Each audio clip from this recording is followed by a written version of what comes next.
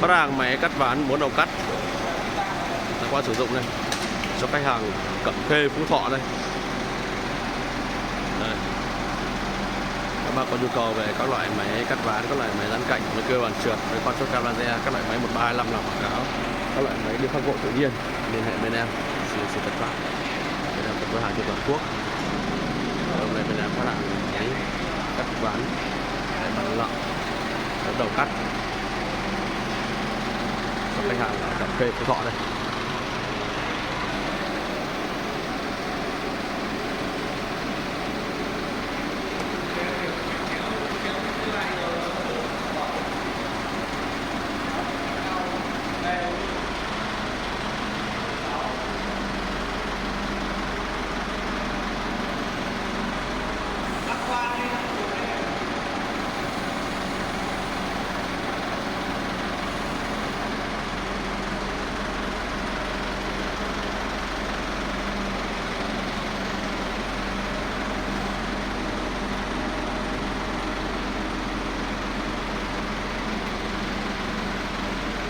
Các bạn có nhu cầu có thể liên hệ trực tiếp với bên em số hotline ở 311 Bắc Sơn La, hoặc là truy cập trực tiếp địa chỉ trong bên em xem thông tin hình ảnh như là quảng cáo của sản phẩm.